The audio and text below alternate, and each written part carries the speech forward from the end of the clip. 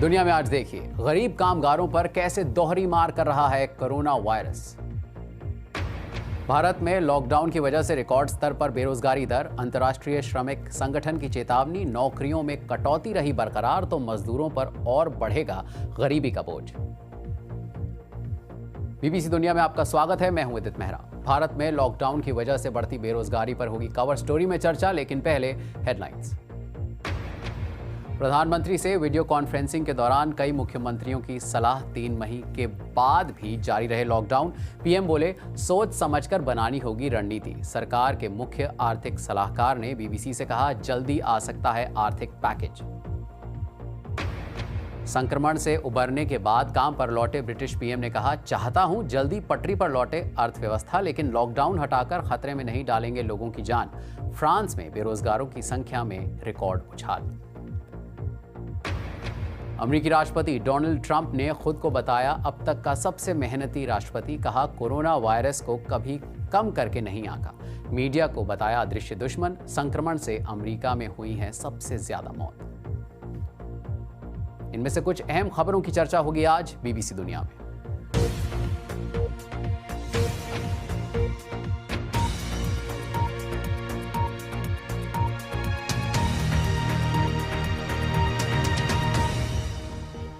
Corona virus संक्रमण पर रोक लगाने के लिए दुनिया के लगभग हर देश में लॉकडाउन लागू है। इससे अमेरिका, ब्रिटेन और फ्रांस जैसे देशों के साथ भारत में भी बेरोजगारी बढ़ी है। भारत के लिए चिंता ज्यादा बढ़ी इसलिए है कि कई संगठनों ने आगाह किया है कि अगर स्थिति नहीं बदली तो सबसे ज्यादा नुकसान गरीब मजदूरों को उठाना होगा।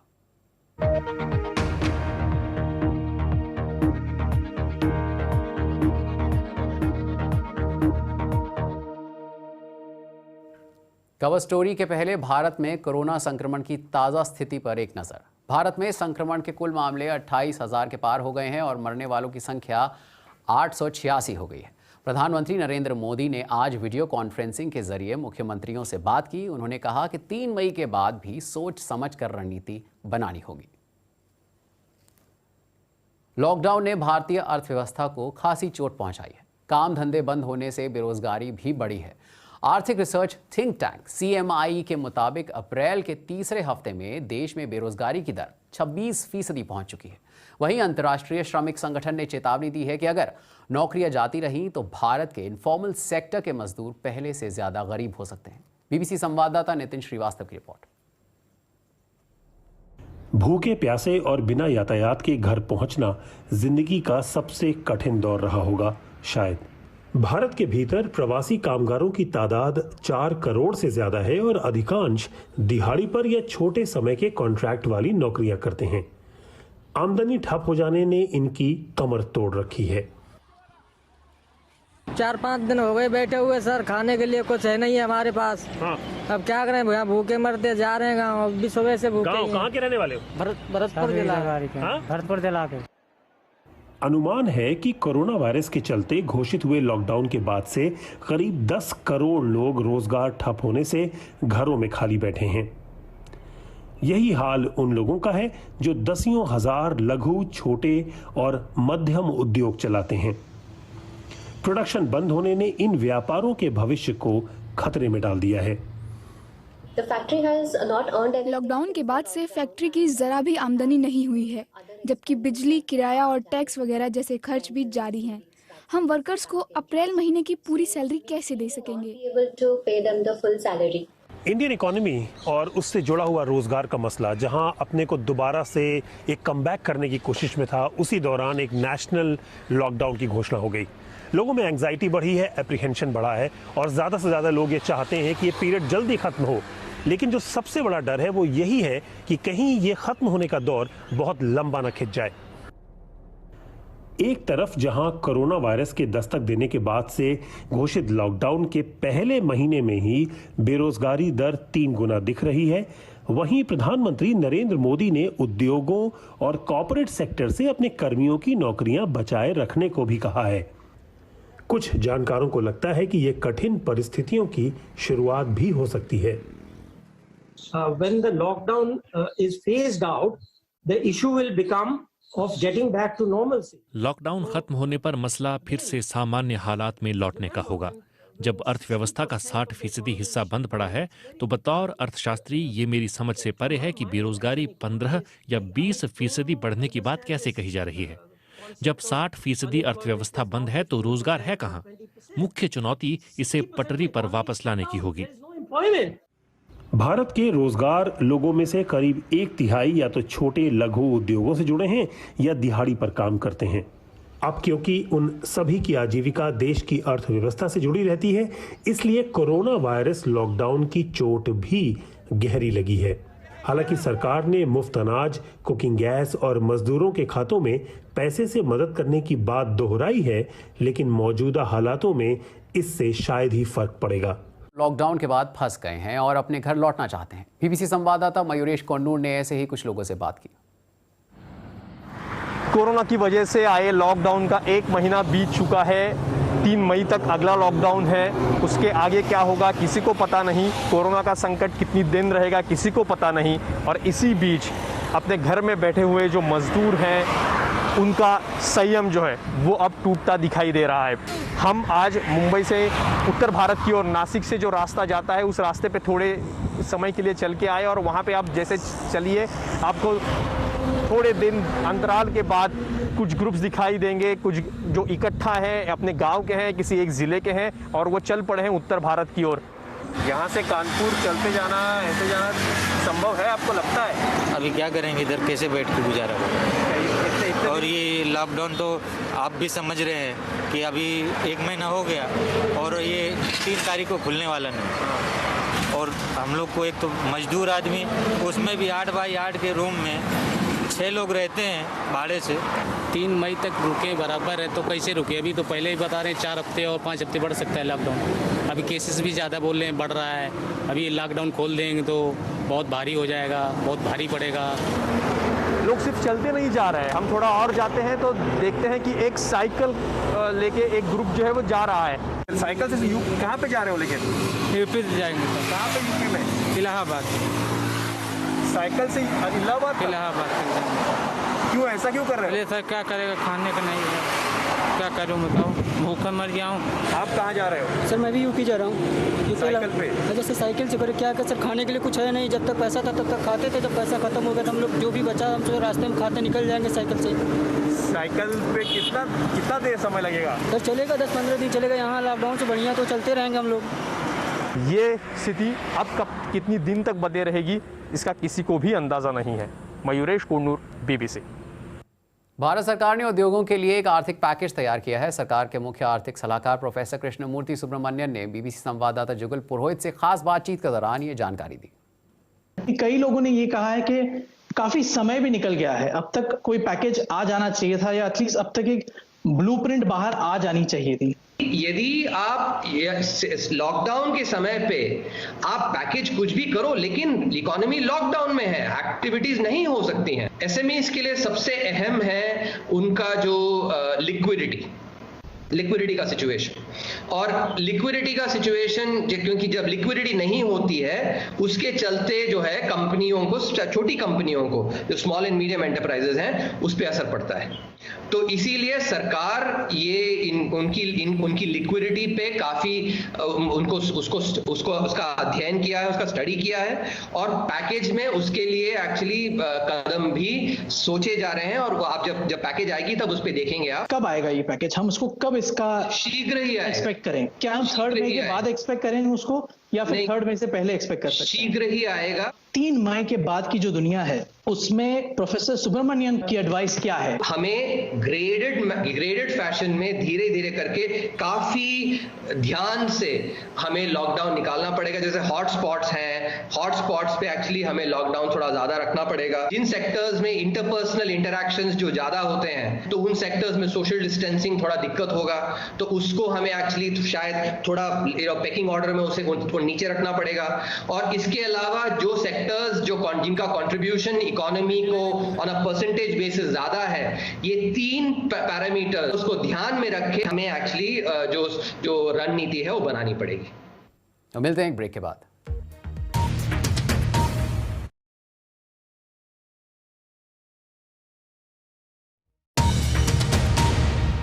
आप देख रहे हैं बीबीसी दुनिया, मैं हूं विदित मेहरा। और पूरी दुनिया में कोरोना वायरस के खिलाफ जंग जारी है। दुनिया के 185 देशों में अब तक करीब 30 लाख लोगों के संक्रमित होने की पुष्टि हो चुकी है और कम से कम 2,06,000 लोगों की मौत हो गई है। बीते दिनों यूरोप में सबसे ज्यादा प्रभावित देश इटली और स्पेन रहे। इटली में 26,000 से ज्यादा और स्पेन में 23,000 से ज्यादा लोगों की संक्रमण से मौत हुई। लेकिन अब दोनों ही देशों में संक्रमण के नए मामलों में कमी आई है और वहां हफ्तों से जारी लॉकडाउन में भी ढील दी जा रही है। पहले बात इटली की। इटली में अगले हफ्ते से पार्क खुल जाएंगे, रेस्तरां पैक्ड ऑर्डर दे पाएंगे, तो वहीं लोगों को अपने परिवार वालों से मिलने की इजाजत होगी।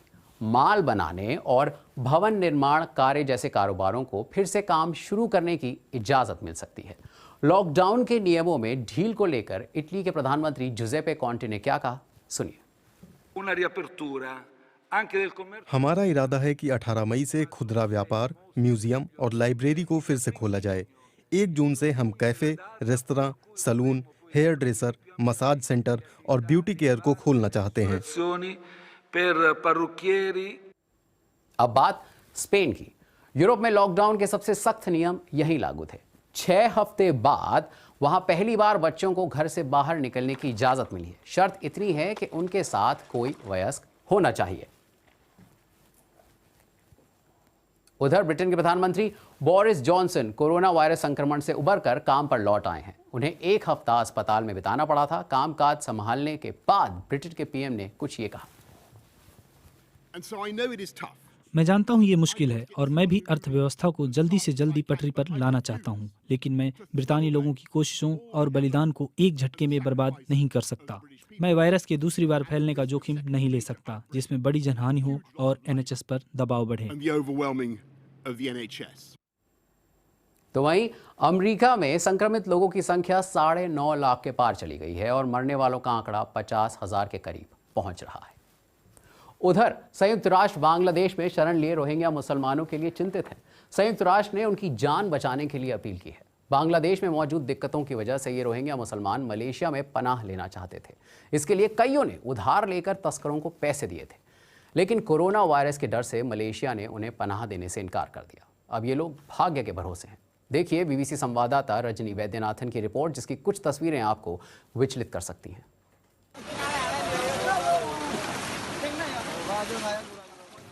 भूख से व्याकुल और महीनों से समुद्र में फंसे ये रोहिंग्या जान बचाने के लिए महफूज ठिकाना तलाश रहे हैं।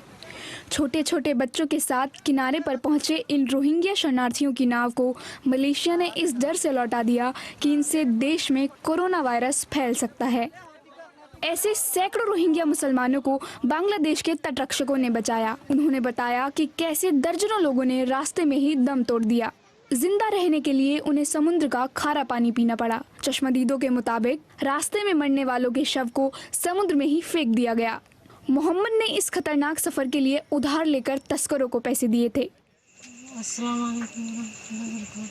मोहम्मद ने बताया कि शिविर में काम नहीं मिलने पर वो ठसाठस भरी नाव पर सवार हुए थे। वहाँ खाने की दिक्कतें थीं और वो बीमार पड़ गए। उन्हें 2 बार मलेशिया से लौटा दिया गया। अब वो उदास हैं और भाग्य को कोस रहे हैं। वो बताते हैं कि अभी सैकड़ों अन्य शरणार्थी उन नावों में फंसे हैं जिन्हें मलेशिया से लौटा दिया गया। बीबीसी ने बांग्लादेश के विदेश मंत्री से पूछा कि क्या वे शरणार्थी लौट सकते हैं। आप उन नावों को वापस भेज देंगे?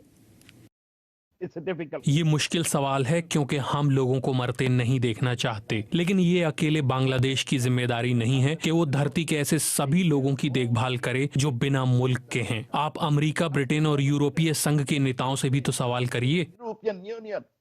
अब इनकी मदद कौन करेगा? कोरोना की वजह से दुनिया अपनी सरहदें बंद कर रही है। ऐसे में इन रोहिंग्या लोगों को उम्मीद है कि दुनिया के देश उन्हें भाग्य के भरोसे नहीं छोड़ देंगे।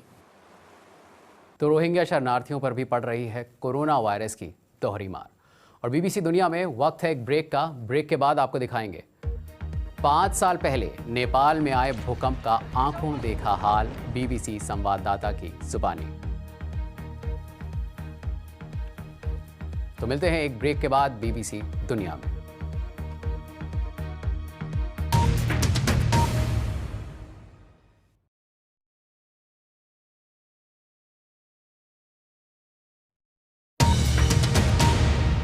स्वागत है आपका बीबीसी दुनिया में। मैं हूं उदित मेहरा।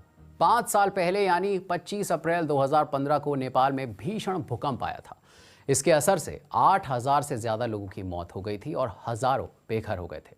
बीबीसी संवाददाता आमिर पीरजादा उस समय माउंट एवरेस्ट के खुम्बू ग्लेशियर पर डॉक्यूमेंट्री फिल्म बना रहे थे। बाल बाल बचे आमिर पीरजादा से जानिए उस वक्त वहां कैसे हालात थे।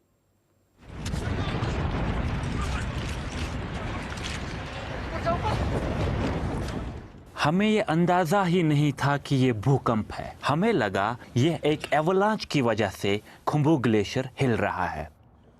हमारा पहला रिएक्शन था हम रस्सी पकड़ के नीचे बैठ गए। पूरा ग्लेशियर हिल रहा था। हर साइड से एवलांचेस टूट रहे थे, लेकिन हमारी किस्मत सही थी कि वो एवलांचेस क्रेवासेस में जा रहे थे।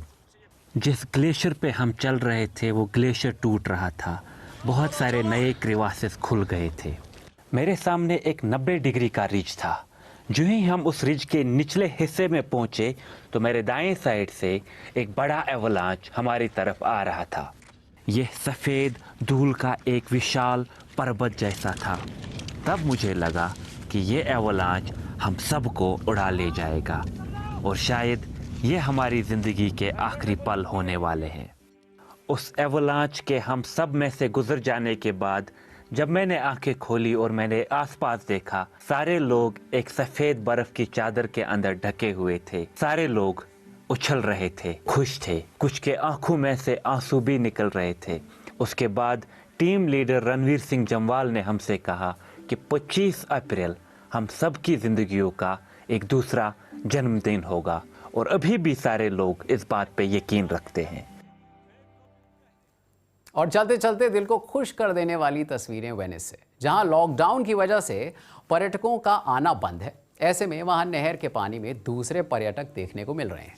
ये पहली बार है जब वेनिस में पानी के नीचे रहने वाले जीव और पेड़ पौधे साफ साफ नजर आ रहे हैं। आमतौर पर यहाँ हजारों नावें, टैक्सी या गोंडोला चलती रहती हैं, लेकिन अब धूल और मलबे के तल पर बैठ जाने से मरीन साइंटिस्ट को ये सारे जीव नजर आने लग रहे हैं और इंसानों की गैर मौजूदगी में समुद्री जीव अपनी मौजूदगी दर्ज करवा रहे हैं। तो कार्यक्रम के बारे में आप मुझे ट्वीट कर सकते हैं। मेरा ट्विटर हैंडल है @bbcvidit। आज के लिए इतना ही।